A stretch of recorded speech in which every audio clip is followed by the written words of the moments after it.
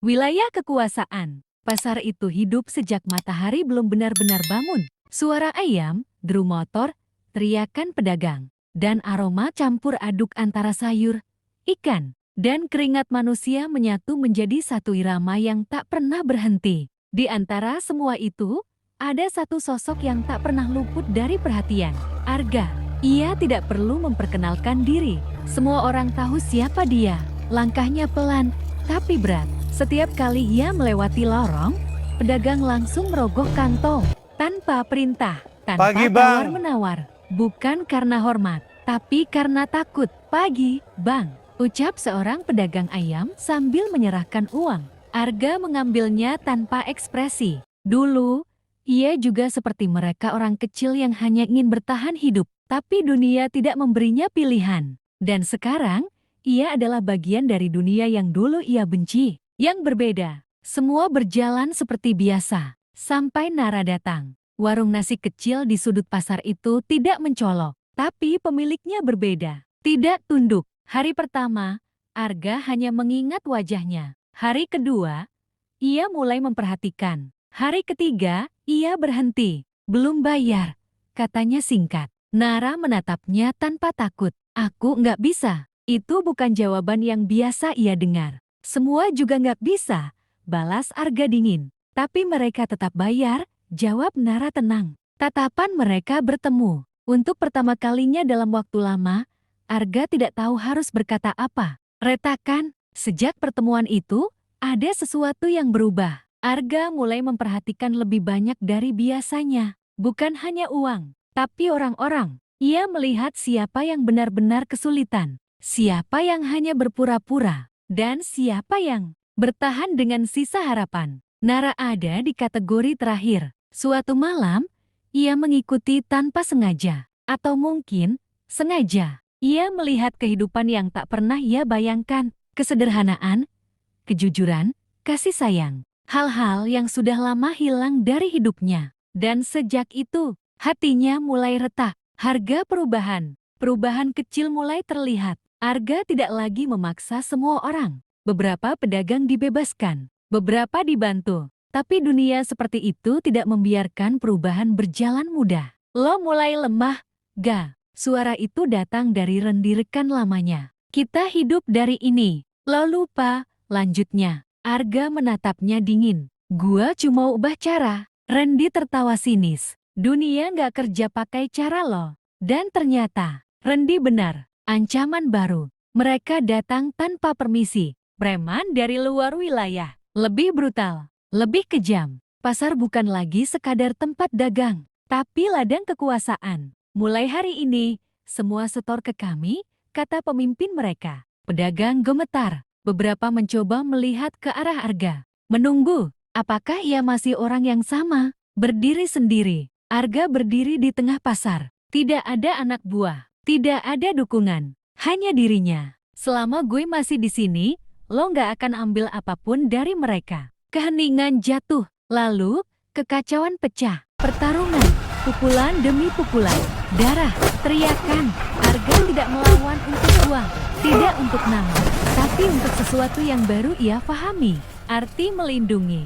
Ia jatuh, bangkit, jatuh lagi, tapi tidak pernah mundur. Luka dan keheningan. Pertarungan itu berakhir. Mereka pergi, tapi harga yang dibayar tidak kecil. Arga duduk sendiri, tubuhnya penuh luka. Pasar kembali hidup, perlahan. Tapi kali ini, dengan cara yang berbeda. Pengakuan. Nara duduk di sampingnya, membersihkan luka tanpa banyak bicara. Kenapa kamu lakukan ini? Tanyanya pelan. Arga lama terdiam. Aku capek jadi orang jahat. Jawaban itu sederhana, tapi berat. Awal yang baru, hari-hari berlalu, Arga masih di pasar, tapi tidak lagi sebagai pemalak. Ia menjadi penjaga, orang yang dulu ditakuti. Sekarang mulai dipercaya, tidak semua, tapi cukup. Bayangan masa lalu, namun masa lalu tidak pernah benar-benar pergi. Rendi kembali, kali ini bukan sebagai teman, tapi sebagai ancaman. Lo pikir bisa berubah begitu aja? Katanya dingin. Arga tahu. Ini belum selesai. Pilihan terakhir, konflik terakhir tidak bisa dihindari. Bukan lagi soal pasar, Tapi soal siapa Arga sebenarnya, preman atau manusia yang ingin berubah. Dan kali ini, ia harus memilih.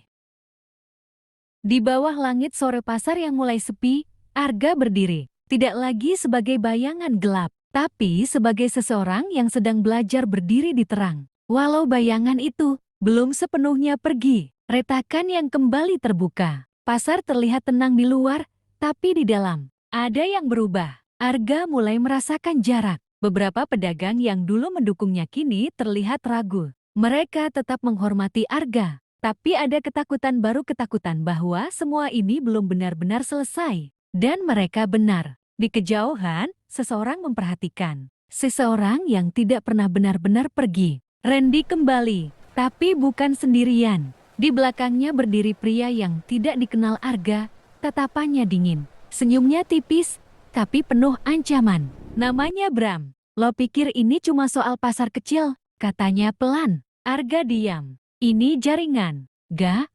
Dan lo udah ganggu aliran uang yang lebih besar dari yang lo bayangin. Untuk pertama kalinya, Arga merasa ada sesuatu yang jauh lebih besar dari dirinya. Preman-preman baru mulai muncul lagi. Bukan menyerang langsung, tapi menciptakan ketakutan. Pedagang diintimidasi diam-diam. Barang dagangan hilang. Ancaman diselipkan lewat pesan-pesan kecil. Pasar mulai goyah, dan nama Arga mulai dipertanyakan. Kalau dia benar bisa lindungi kita, kenapa ini masih terjadi? Bisik seseorang. Suatu malam, Arga diserang saat sendirian. Bukan perkelahian biasa.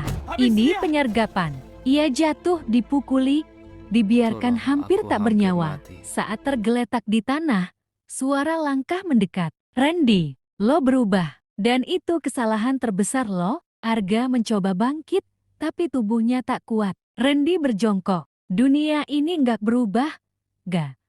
Cuma lo yang terlalu berharap. Arga selamat. Tapi sesuatu dalam dirinya retak lebih dalam dari sebelumnya. Saat sadar, ia menemukan fakta yang lebih menyakitkan. Informasi tentang pergerakannya bocor dari dalam pasar. Ada seseorang yang membantu Randy. Dan semua petunjuk mengarah ke seseorang yang tidak ia duga. Arga mengikuti jejak kecil. Dan akhirnya menemukan jawabannya. Seorang pedagang tua yang selama ini ia lindungi. Orang yang sering ia bantu. Orang yang ia percaya. Maaf, ga, katanya gemetar. Mereka ancam keluarga saya. Dunia Arga terasa runtuh. Bukan karena pengkhianatan, tapi karena ia sadar rasa takut masih menguasai semua orang. Termasuk orang baik. Arga berjalan sendiri malam itu. Tidak ke pasar, tidak ke Nara. Hanya berjalan, tanpa arah. Semua yang ia bangun terasa sia-sia. Ia mencoba berubah. Tapi dunia tidak memberinya ruang.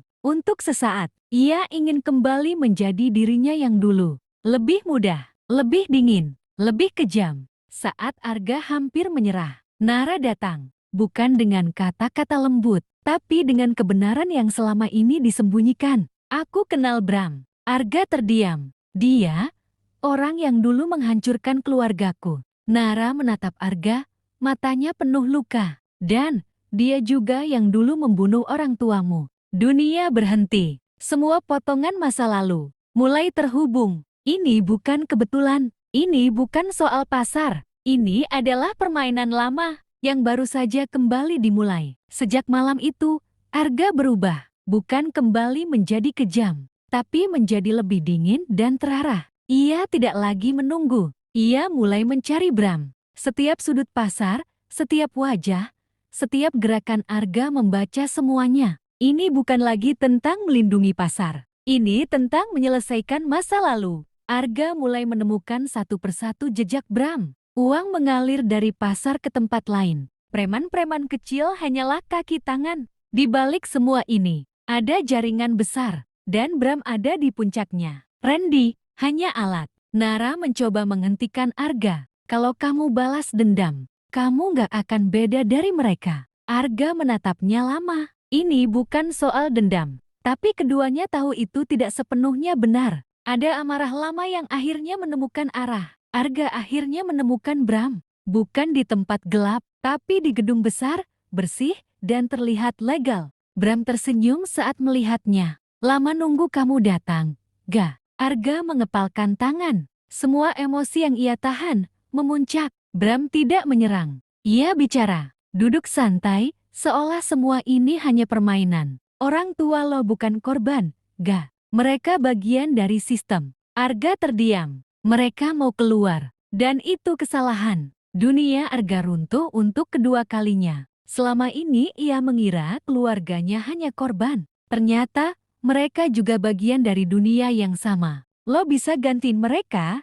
Kata Bram pelan. Jeti lebih besar, lebih kuat. Tawaran itu nyata. Kekuasaan, uang, kendali. Semua yang dulu Arga jalani. Tapi dalam skala lebih besar. Untuk sesaat Arga tergoda. Saat Arga hampir menjawab, Randy menyerang dari belakang. Pisau menembus sisi tubuh Arga. Lo terlalu banyak mikir, Ga, bisiknya. Ternyata, ini rencana Bram sejak awal. Menghancurkan Arga dari dalam. Arga jatuh, darah mengalir. Tapi dalam detik itu, ia melihat sesuatu. Wajah Nara, anak kecil di rumahnya. Pedagang-pedagang yang dulu takut, lalu mulai percaya. Untuk pertama kalinya, ia sadar. Hidupnya sekarang bukan lagi miliknya sendiri. Dengan sisa tenaga, Arga bangkit. Ia melawan, bukan dengan amarah. Tapi dengan keputusan, ia mengalahkan Randy. Lalu menghadapi Bram. Gue bukan bagian dari dunia lo lagi. Pertarungan terakhir terjadi. Dan kali ini Arga menang. Bram jatuh. Sistem itu runtuh bersamanya. Beberapa bulan kemudian, pasar itu berubah. Lebih tenang, lebih hidup. Arga masih di sana. Bukan sebagai preman. Bukan sebagai penguasa. Tapi sebagai penjaga. Orang-orang tidak lagi menunduk karena takut. Mereka menyapa. Nara berdiri di sampingnya. Tidak banyak kata, tapi cukup. Arga menatap pasar di pagi hari. Untuk pertama kalinya, ia tidak melihat tempat penuh kekerasan. Ia melihat harapan. Dan untuk pertama kalinya dalam hidupnya, ia tidak lagi menjadi bayangan. Ia menjadi cahaya bagi orang lain.